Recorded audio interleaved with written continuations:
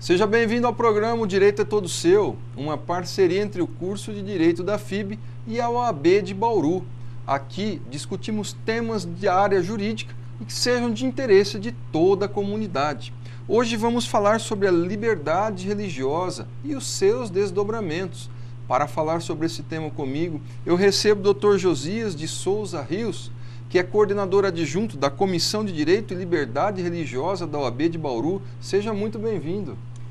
Obrigado, agradecemos o convite em nome da OAB Bauru e também da nossa comissão, na pessoa do nosso coordenador, Dr. Keishiko Mono, presidente da OAB Bauru, Dr. Alessandro Bien, e o Dr. Adilson Sartorello, coordenador das nossas comissões. Obrigado pela parceria. Nós é que agradecemos. Como é sabido, nós temos hoje no Brasil várias religiões. As pessoas hoje têm um amplo leque para escolher a religião que mais atrai, que se sente atraído. Na verdade, nós temos também esse direito garantido até pela Constituição Federal. E esse, sem dúvida alguma, será um tema extremamente palpitante. É interessante passar para a comunidade, é interessante passar para o nosso telespectador que a OAB possui uma comissão de direito e liberdade religiosa.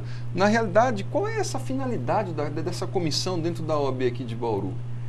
A OAB, dentro das suas atividades institucionais, ela tem, sem dúvida nenhuma, uma preocupação além da representação, do atendimento da comunidade dos advogados, também promover a cidadania, promover o debate e a discussão de assuntos relevantes para a comunidade. Isso faz parte da visão da OAB de servir.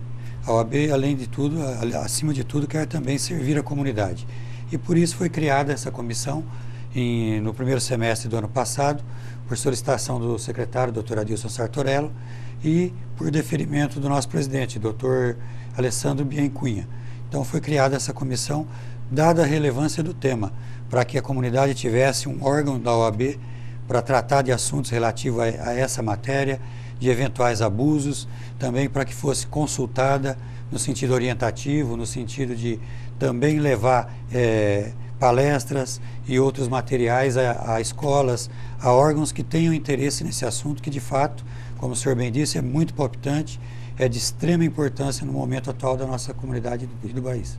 Nós estamos aí debatendo, falando sobre a questão da liberdade religiosa, e hoje esta palavra, embora seja simples quando se pronuncia liberdade, mas quando você fala sobre liberdade, isso ganha uma dimensão muito grande. E quando falamos ainda, que é o tema de hoje, liberdade religiosa, os desdobramentos que se tem em face de uma liberdade religiosa são tamanhos aí. Na realidade, nós temos que entender, passar para o nosso telespectador o que seria antes da liberdade religiosa, o que seria essa liberdade, para depois aí definirmos essa liberdade religiosa, essa liberdade que se torna uma livre escolha do cidadão. Exatamente. A liberdade, de uma maneira bem simples, mas que é esclarecedora, ela pode ser entendida realmente como uma livre escolha.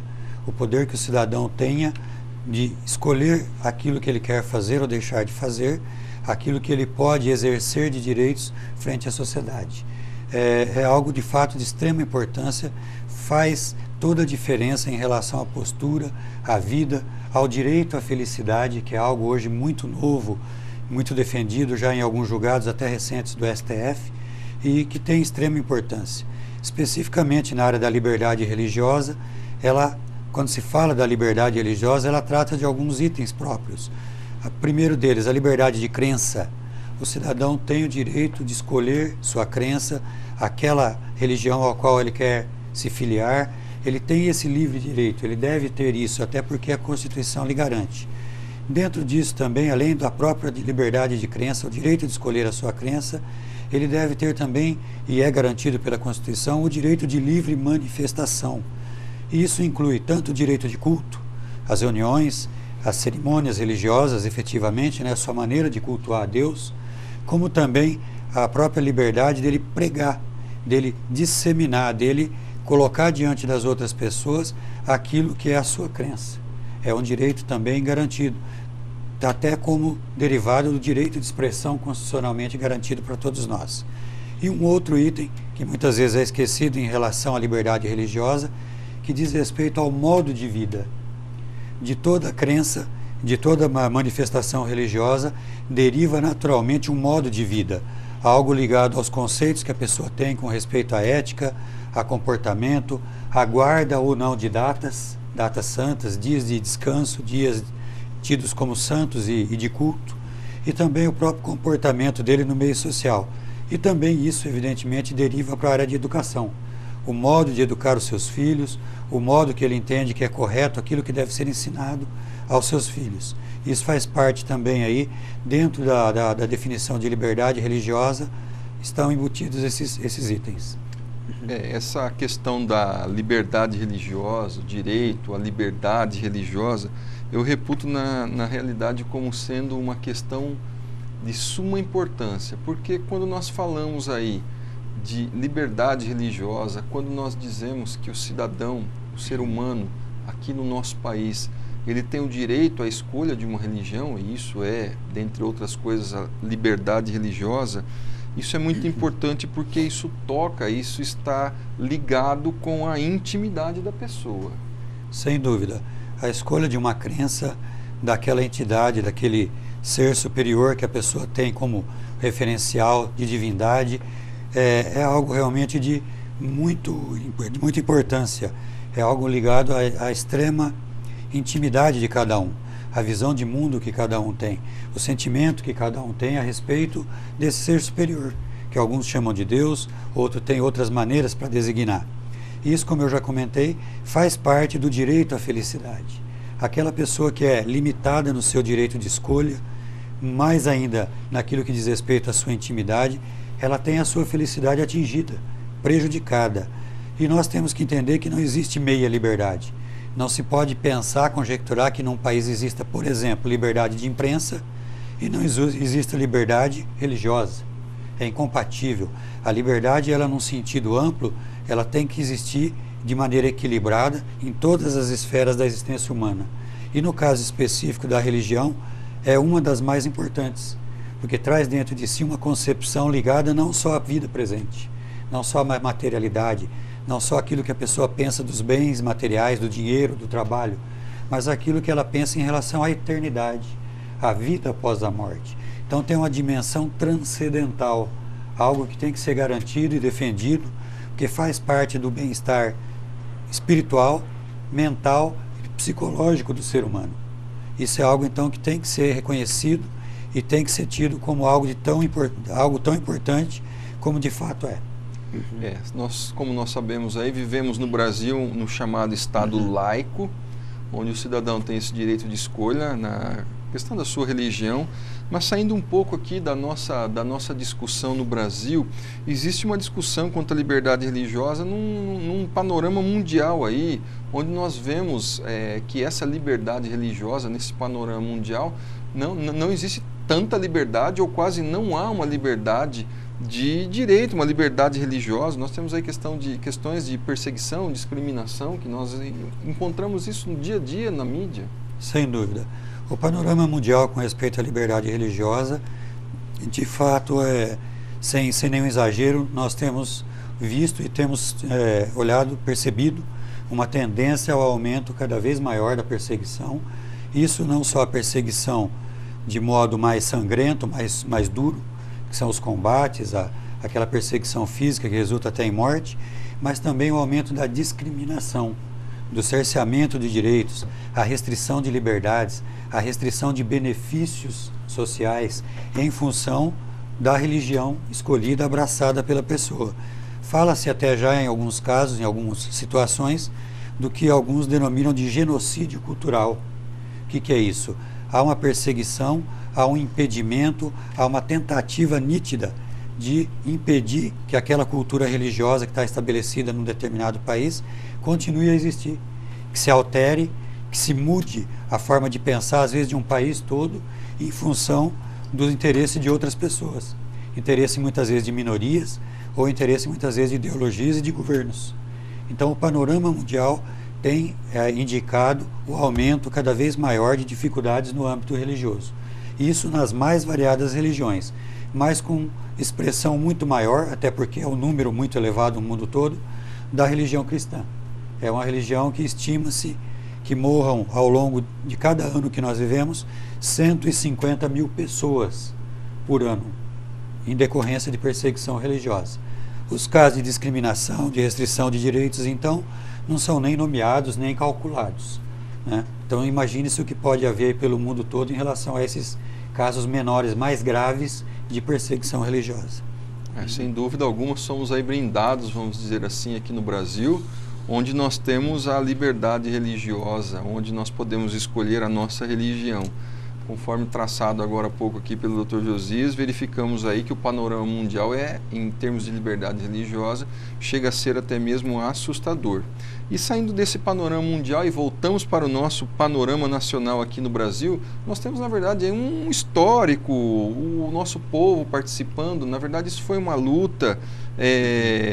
Nós temos um panorama nacional bem diferente desse panorama mundial retratado aqui agora há pouco.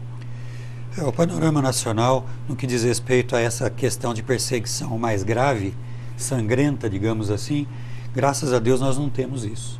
Nosso país, por questões religiosas, não se tem narrativa de nenhum caso de crime de morte, de nenhum caso de agressões violentas, não se tem casos assim, pelo menos com frequência, que se diga que é algo preocupante.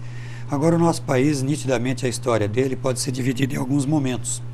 O primeiro deles, o momento do descobrimento, onde junto com os descobridores vieram a religião oficial de Portugal e a religião tradicional da Europa, que foi a religião católica cristã, apostólica católica romana, né, que perdurou até meados do século XIX como religião oficial do Estado. A partir daquele período, iniciou um processo de abertura com a vinda de algumas religiões protestantes, algumas igrejas já de cunho reformado, que a gente chama, e que passaram a se estabelecer também no Brasil, com alguma dificuldade, alguns direitos ainda cerceados. Inicialmente não podiam nem ter templos, as reuniões eram feitas em casas com fachadas normais de residência, não podia ter fachada de templo, né? Depois, com o caminhar da história, isso foi se acomodando, né? E as igrejas evangélicas hoje florescem no Brasil, crescem com grande vigor. Num momento seguinte, posteriormente ao estabelecimento aí das religiões evangélicas, digamos assim, nós temos um outro momento que para mim é bastante marcante com respeito à religiosidade, que diz respeito principalmente a partir de 2002, que é um momento histórico em que um partido de cunho notadamente marxista, antirreligioso por profissão, por definição, que é o PT no caso, certo? Assumiu o governo do nosso país. A partir daí eu diria que nós temos um terceiro momento em relação à história brasileira quanto à religião. A partir de 2002, nós podemos dizer sem dúvida que não temos mortes, perseguição sangrenta, mas o aumento de casos de discriminação religiosa, o aumento de casos de restrição religiosa, sem dúvida nenhuma, eu entendo que tem aumentado. E tristemente, tenho que dizer que tem aumentado por um desenvolvimento de legislações, por um desenvolvimento de ideias que são de pessoas e grupos claramente antirreligiosos, minorias que não aceitam, não entendem a religião como algo que deva ser respeitado, algo que faça parte da necessidade humana, algo que diga respeito à grande maioria do povo, que o Brasil é um país ainda majoritariamente cristão. Próximo de 80% das pessoas são cristãos, sejam eles católicos, sejam eles evangélicos. Então não se trata de restringir direitos ou liberdades da minoria. Nosso país está acontecendo uma coisa extremamente interessante, que é a maioria sendo perseguida e oprimida por legislações, por defesa de interesses de minorias antirreligiosas. Dentre elas, os grupos ideológicos, principalmente marxista, comunista, e também grupos de cunho pretensamente de defesa de liberdades civis, que nós temos e que tem combatido fortemente a liberdade religiosa. Vivemos hoje no Brasil em um estado laico. Às vezes muitas pessoas, os nossos telespectadores, devem estar, alguns aí se perguntando, mas o que é esse estado laico? Essa laicidade do Estado? Essa é uma situação também a ser esclarecida para o nosso telespectador. Sem dúvida. A laicidade do Estado, de uma maneira bastante simples também, poderia ser interpretada como a situação de que o Estado não tem uma religião oficial. Nosso país teve no passado, isso não foi saudável, não foi bom, e atualmente o nosso país não tem. A nossa Constituição é laica, no sentido de não ter uma religião como aquela escolhida pelo Estado para ser oficial. Entretanto, laicidade não significa, não pode significar inimizade para com a religião. Laicidade não pode significar que o Estado prejudique o exercício da religião, mas também não possa haver favorecimento em alguma religião. Ou seja, a laicidade ela impede o prediletismo, o favoritismo do Estado em relação a alguma religião em detrimento das demais. Então, basicamente, seria isso.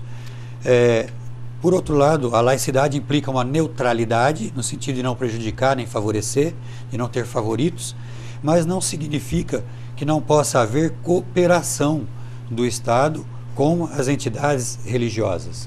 A religião, sabidamente, desempenha muitas atividades que o Estado não consegue atender, não consegue desempenhar de uma maneira tão boa, tão eficiente, até por uma identidade diferente. O Estado faz como dever legal. As entidades religiosas fazem muitas vezes como um sentimento de dever cristão, ou de chamado religioso, ou de exercício de boas obras. Então a motivação é diferente. Por isso, nas áreas de benemerência, de assistência, de bem cuidar dos necessitados e dos pobres, por exemplo, as entidades religiosas, via de regra, são muito mais eficientes do que o Estado. E isso prova a necessidade do Estado ter boas relações com essas entidades. Volto a dizer, sem prediletismo, sem favorecimento, mas como o reconhecimento da utilidade social, da importância que essas entidades, a maioria delas de origem religiosa, desempenham em favor do povo, em favor da coletividade. Então, neutralidade do Estado, a laicidade, não pode significar inimizade, nem pode implicar em ausência de cooperação. Ao contrário, deve fazer com que o Estado, de maneira isenta, apoie aquilo que é bom e socorra aquilo que as igrejas, os órgãos religiosos realizam em favor do povo, que também, em última análise, é a finalidade do Estado, atender o bem comum, o bem do cidadão. Essa é uma questão interessante, né? Nós percebemos isso claramente no Brasil. Aquilo que o Estado faz de forma obrigatória, aquilo que o Estado faz por dever, nós temos as religiões aí fazendo ou prestando um serviço social que é por benemerência, ou seja, lá da forma que cada religião quiser fazer isso. Sem dúvida alguma existe uma diferença entre o dever do Estado e o sentir das religiões no sentido de ajudar ao próximo da maneira que cada uma possui aí.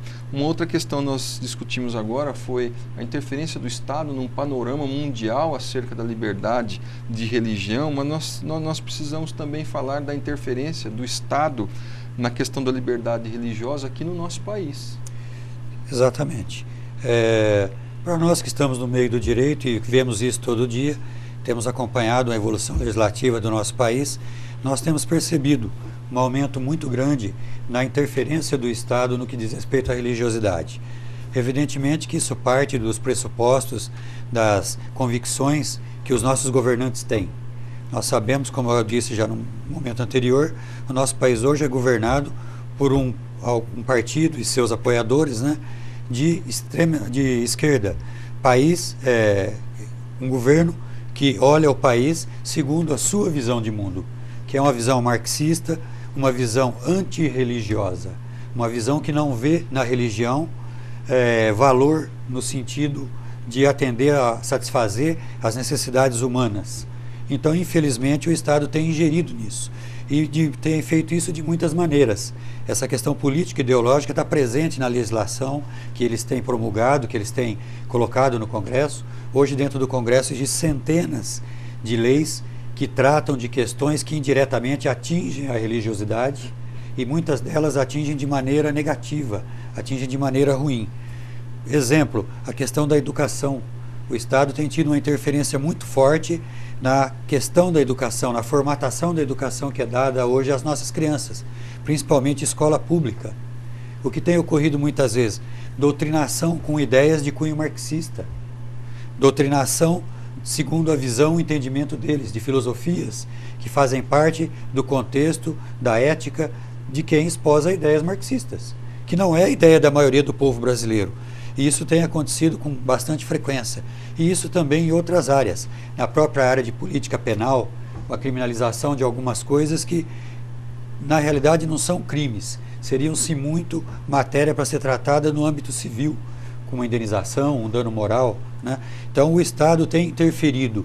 E isso parte da visão que eles têm, efetivamente, manifestada até na imprensa, por representantes do governo, de que a religião, para eles, não merece tanto respeito como nós, brasileiros, 80% da população que somos religiosos, gostaríamos que tivesse. Então tem havido assim uma interferência direta em alguns casos e indireta em outros casos do Estado. E isso também não só no aspecto de legislação, como até de decisões judiciais, que tem demonstrado um aumento, uma tendência antirreligiosa no nosso país. Algo que para nós, como eu disse, a maioria da população brasileira é inaceitável, não pode ser tido como algo correto. Já que estamos falando dessa questão da interferência no que tange a liberdade religiosa, uma frase sua eu vou pescar aqui para que possamos debater também. Nós estamos falando da interferência do Estado, interferência, laicidade do Estado, a interferência do Estado no panorama externo, no panorama mundial, a interferência na questão nacional. Nós não podemos deixar de lado também o debate no que diz respeito aí à interferência específica da mídia na questão que trata da liberdade religiosa. A mídia, sem dúvida, ela desempenha um trabalho importante, reconhecidamente, mas que em alguns momentos pode ser positivo e em outros negativo. Na questão religiosa especificamente, nós temos visto muita coisa negativa. Nós temos visto muita criação de estereótipos, ou seja, criação de modelos que são negativos em relação aos religiosos. Nós temos visto críticas muitas vezes maldosas, nós temos assistido generalizações em relação às várias religiões. Quando você pega, por exemplo, e generaliza que todo padre, por exemplo, com uma associação maldosa, está numa igreja onde houveram casos de pedofilia, você está criando uma generalização ruim, uma generalização que não corresponde à regra.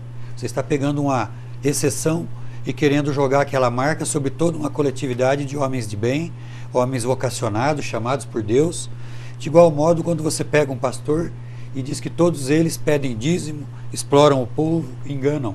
É uma generalização. E essa generalização tem acontecido com muita frequência na mídia. A mídia, em alguns momentos, e até por, evidentemente, interesse dos seus dirigentes, tem manifestado ideias tendenciosas, tem manifestado ideias em favor de minorias, de acordo com o interesse de minorias, sejam elas religiosas ou mesmo minorias que dizem que defendem direitos civis, tá? Em desfavor da imensa maioria da população brasileira. A mídia, em muitos momentos, naquilo que diz respeito à religiosidade, ela não tem sido isenta, que é o que se espera dela. Como formadora, né? Exato, como formadora de opinião, como informadora, né? Ela tem sido mais uma indutora de opiniões segundo o seu conceito, segundo o conceito de seus donos, seus proprietários, ou a linha ideológica daqueles que lhe pagam as propagandas, daqueles que lhe dão o sustento. Isso, sem dúvida nenhuma, tem gerado, e eu creio que no futuro vai gerar muito problema com respeito à religiosidade. Porque essa generalização vai entrando na mente das pessoas, vai criando uma rejeição, vai criando o preconceito, que gera discriminação, que gera o conflito. Isso é algo muito grave que nós temos que parar para atender, e deveria haver uma maneira bem mais incisiva de se eliminar isso na mídia. Embora haja artigos penais para isso, há uma dificuldade muito grande, há até um temor da população em se confrontar, por exemplo, com determinada rede de televisão que ataca a sua religião, com uma outra que ataque a sua também. Então, de fato, isso é algo que tem que ser olhado com carinho e com cuidado, e que merece uma atenção maior daqueles que assistem e daqueles que fiscalizam quem produz esse tipo de informação, esse tipo de resultado que é colocado na mídia. E falando dessa questão da mídia, a interferência da mídia na liberdade religiosa, trazendo a nossa conversa aqui, o nosso debate para um lado mais prático, nós estamos vendo aí muitos casos na mídia, na televisão principalmente, aparece questão de símbolos religiosos, cruz, uma pessoa ataca, isso nós estamos vendo muito ultimamente. Exato. Eu creio que, inclusive, isso é fruto disso que eu acabei de falar, dos estereótipos, das ideias que vão se disseminando de uma maneira geral na sociedade e que as pessoas que até ontem não tinham o menor incômodo com aquilo, começam a se sentir incomodados. Exemplo claro, há séculos que temos no Brasil cruz, a figura da cruz em órgãos públicos. Isso nunca gerou escândalo, nunca gerou problema nenhum a ninguém. Posso eu entender que uma cruz de repente não represente da melhor maneira a minha religiosidade, mas aquilo em maneira alguma me afronta. Eu já estive em salas de audiência, por exemplo, em que estava sobre a mesa do juiz um pote com sal grosso, algumas pimentas em cima fincadas, que eu sei que é de uma outra religiosidade que não é a minha. Aquilo de maneira alguma me causa constrangimento ou fere a minha religiosidade. Ao contrário, eu entendo que incentiva a minha tolerância, o meu bom relacionamento, o meu convívio com pessoas de outras denominações, de outras religiosidades, sejam elas quais forem. Entretanto, nós temos visto pessoas partindo hoje para uma coisa extremista, uma coisa de exageros, suscetibilidades do tipo, eu não aceito a cruz na sala do fórum, quero que tire. Eu não aceito lá o Deus seja louvado escrito na nota do nosso dinheiro.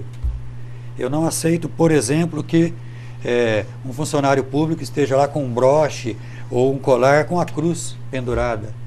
Eu acho que isso já é excesso, é exagero, é uma posição extremista que o bom senso e a lógica, que inclusive a religião e a Constituição ensinam, e que não deve ser incentivada, não deve ser acolhida como algo razoável e equilibrado. Parece mais coisas de pessoas de excessiva sensibilidade e que têm sido incitadas a esse tipo de comportamento de uns anos para cá, recentemente. Porque convivemos aí 500 anos praticamente sem qualquer conflito por causa de símbolos. E de uma hora para outra começa a chover esse tipo de incidente. Especificamente sobre o caso de retiradas de imagens de repartições públicas, tivemos uma decisão há algum tempo atrás do CNJ, que deixou isso para a decisão de quem exerce a autoridade administrativa do local.